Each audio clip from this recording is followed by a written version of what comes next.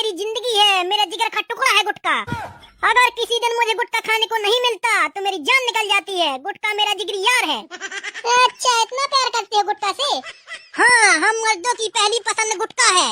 गुटखा खाने से हमें ताकत मिलती है, प्रोटीन मिलता है, काम करने में मन लगता है।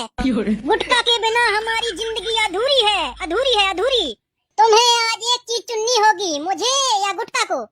बताओ किसको चुनोगे? ये भी कोई बोलने वाली बात है? गुटखा को चुनूंगा। और मुझे? तू बेवफा हो सकती है, तू धोखेबाज हो सकती है, लेकिन गुटखा कभी धोखेबाज नहीं हो सकता। पुड़िया फाड़ो, मिलाओ और खाओ। अच्छा, गुटखा से इतना प्यार है। ठीक है, तो मैं जाती हूँ अपने मायके। अरे तू कल जाती हो तो आज चली जा, लेकिन मैं गुटखा खाना नहीं छोड़ूंगा, नहीं छोड़ूंगा, नहीं छोड़ूंगा। अगर कोई मेरे गुटके के बीच आया तो लाशें बिक जाएंगी, लाशें। गुटखा